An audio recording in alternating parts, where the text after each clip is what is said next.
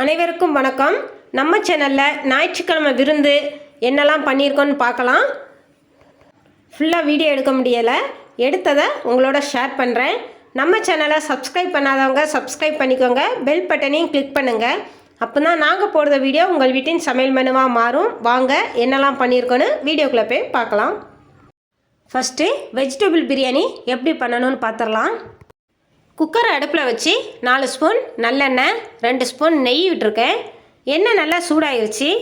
தாளிசம் பண்ண வேண்டியதை சேர்த்துடலாம். பெருஞ்சீரகம் 1 ஸ்பூன், பட்டை 1 துண்டு, பிரிஞ்சி இலை 2, கிராம்பு 3, கல்பாசி கொஞ்சமாக, எல்லாத்தையும் சேர்த்து லைட்டாக கிளறி விட்டுறலாம். எல்லாம் நல்லா பொரிஞ்சதுக்கப்புறம் கட் பண்ணி வச்சுருக்க பெரிய வெங்காயம் 2, வெங்காயம் சேர்த்து ஒரு 5 நிமிஷம் வதக்கிடலாம். பொன்னிறமாக வதக்க வேண்டாம், இந்தமாரி கண்ணாடி மாரி வர அளவுக்கு வதக்கினா கரெக்டாக இருக்கும். கூடவே 2 ஸ்பூன் இஞ்சி பூண்டு விழுது சேர்த்து வதக்கிடலாம். இஞ்சி பூண்டு விழுது சேர்த்து நல்லா வதக்குனதுக்கப்புறம் கட் பண்ணி வச்சுருக்க காய்கறியை சேர்த்துடலாம். கேரட், பீன்ஸ், உருளைக்கிழங்கு. காய்கறி 50 கிராம் அளவில் எடுத்திருக்கேன், 150 கிராம் காய்கறி சேர்த்து நல்லா வதக்கிடலாம். காய்கறியை எண்ணெயிலே வதக்கும்போது நல்ல டேஸ்ட்டாக இருக்கும். காய்கறியை 5 நிமிஷம் வதக்குனதுக்கப்புறம் மசாலா சேர்த்துடலாம். பிரியாணி பொடி 2 ஸ்பூன், வத்தல் பொடி 1/2 spoon, மல்லிப்பொடி 1/2 spoon, garam masala 1/2 spoon, மஞ்சள் பொடி கொஞ்சமாக. எல்லாத்தையும் காய்கறியோடு சேர்த்து ஒரு 5 நிமிஷம் நல்லா வதக்கிடலாம். மசாலா சேர்த்து நல்லா வதக்குனதுக்கப்புறம் தக்காளியை சேர்த்துடலாம். நீட்டு வாக்கில் கட் பண்ண பெரிய சைஸ் தக்காளி 2 பச்சை மிளகா, கூடவே கொஞ்சமாக கல்லுப்பும் சேர்த்து நல்லா வதக்கிடலாம்.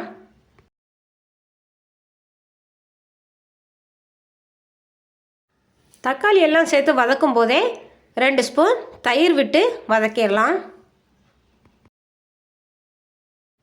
காய்கறி தக்காளி எல்லாமே எண்ணெயிலே வதங்கும்போது நல்லா டேஸ்ட்டாகவும் இருக்கும். எண்ணெயிலே நல்லா தள்ளன்னு வதக்கிட்டிங்கன்னா வெஜிடபிள் பிரியாணி செம்ம டேஸ்ட்டாக இருக்கும். எந்த அளவுக்கு வதக்குறோமோ அந்த அளவுக்கு தான் ருசியும் அதிகமாக இருக்கும். நல்லா வதக்குனதுக்கப்புறமா ஒரு கைப்பிடி அளவு மல்லி இலை, புதினா இலை சேர்த்து 1 நிமிஷம் வதக்கிடலாம்.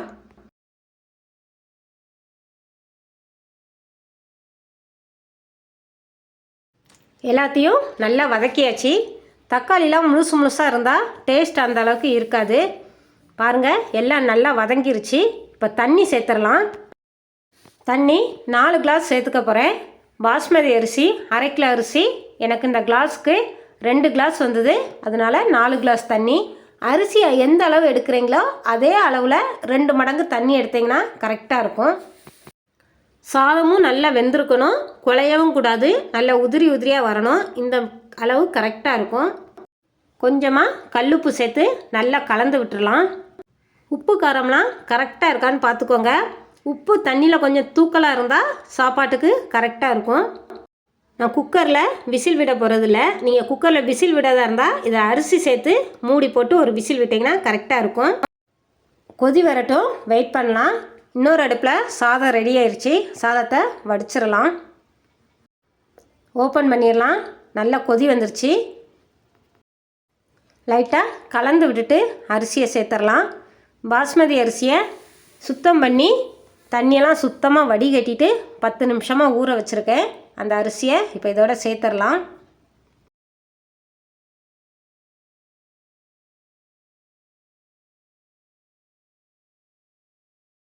அரிசியை சேர்த்து லைட்டாக கிளறினா போதும், ரொம்ப கிளற வேண்டாம்.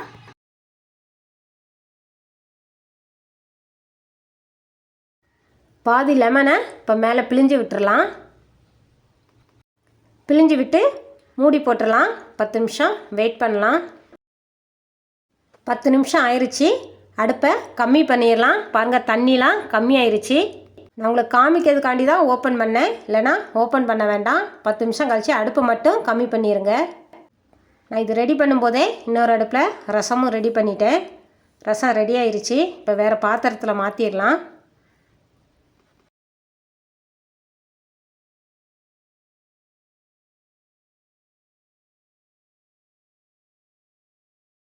10 நிமிஷம் ஆயிடுச்சு. அடுப்பை கம்மி பண்ணி வச்சுருந்தோம். இப்போ ஆஃப் பண்ணிடலாம். ஆஃப் பண்ணிவிட்டு ஓப்பன் பண்ணாதீங்க, நான் உங்களுக்கு காமிக்கிறதுக்காண்டி தான் ஓப்பன் பண்ணியிருக்கேன். அடுப்புலேயே இருக்கட்டும், இல்லைனா ஓரமாக எடுத்து வச்சுருங்க. ஒரு 15 நிமிஷம் கழித்து ஓப்பன் பண்ணி பார்த்தா இந்தமாரி செமையாக இருக்கும். ஒன்றோட ஒன்று ஒட்டாமல் நல்லா உதிரியாக வந்திருக்கு. மெதுவாக கிளறி விடுங்க, உடஞ்சிடக்கூடாது. பிரியாணி பண்ணும்போதே இன்னொரு அடுப்பில் சாதமும் ரசமும் ரெடி பண்ணிட்டேன். இந்தமாரி டக்கு டக்குன்னு பண்ணினீங்கன்னா லஞ்சு சீக்கிரம் ரெடி பண்ணிடலாம். வெஜிடபிள் பிரியாணி ரெடி ஆயிடுச்சு. இப்போ கடாயை அடுப்பில் வச்சு 1 ஸ்பூன் எண்ணெய் விட்டு 3 பெரிய வெங்காயத்தை கட் பண்ணி போட்டிருக்கேன். வெங்காயத்தை நல்லா வதக்கிடலாம். வதக்கும் போதே இது கூட ஒரு 7-8 உடைச்ச முந்திரியும் சேர்த்துருக்கேன். வெங்காயம் நல்லா வதங்கிருச்சு. இப்போ கட் பண்ணி வச்சுருக்க பெரிய சைஸ் தக்காளி 2 அதையும் இதோடு சேர்த்து நல்லா வதக்கிடலாம். வெங்காயம் தக்காளி நல்லா வதங்கிருச்சு. இப்போ அடுப்பை ஆஃப் பண்ணிட்டேன். ஆறுனதுக்கப்புறம் மிக்ஸி ஜாரில் மாற்றி எந்த அளவுக்கு நைஸாக அரைக்க முடியுமோ அந்தளவுக்கு நைஸாக அரைச்சி எடுத்துக்கோங்க. அதே கடாயை அடுப்பில் வச்சு 2 ஸ்பூன் நல்லெண்ணெய் 1 ஸ்பூன் பட்ரு சேர்த்துருக்கேன். எண்ணெய் நல்லா சூடாயிருச்சு. இப்போ தாளிசம் பண்ண வேண்டியதை சேர்த்துடலாம். 1 ஸ்பூன் ஜீரகம், 2 ஏலக்காய், 2 கிராம்பு, 1 துண்டு பட்டை. ஜீரகம் எல்லாம் நல்லா பொரிஞ்சதுக்கப்புறம் 1 குத்து கருவேப்பிலை சேர்த்துடலாம். கருவேப்பிலை நல்லா பொரிஞ்சிருச்சு. அடுப்பை கம்மி பண்ணி வச்சுக்கிட்டு மசாலா சேர்த்துடலாம். வத்தல் பொடி 1 spoon, மல்லிப்பொடி 1 spoon, garam masala 1/2 spoon, மஞ்சள் பொடி கொஞ்சமாக சேர்த்துடலாம். எல்லாத்தையும் மிதமான தீயில் 1 நிமிஷம் வதக்கிடலாம். கருகிடக்கூடாது, கருகுனா டேஸ்ட்டு மாறிடும். இதோட அரைச்சி எடுத்த வெங்காயம் தக்காளி விழுதையும் சேர்த்து ஒரு 5 நிமிஷம் நல்லா வதக்கிடலாம். வெங்காயம் தக்காளி வதக்கிட்டு தான் அரைச்சி எடுத்துருக்கோம். ஆனாலும் இந்தமாரி நல்லா வதக்குனீங்கன்னா உங்களுக்கு நல்லா டேஸ்ட்டாக இருக்கும். 5 நிமிஷம் நல்லா வதக்குனதுக்கப்புறம் இதோட 2 ஸ்பூன் நல்லெண்ணெய் சேர்த்துடலாம். எண்ணெய் சேர்த்து ஒரு 2-3 நிமிஷம் திரும்பவும் நல்லா வதக்கிடலாம்.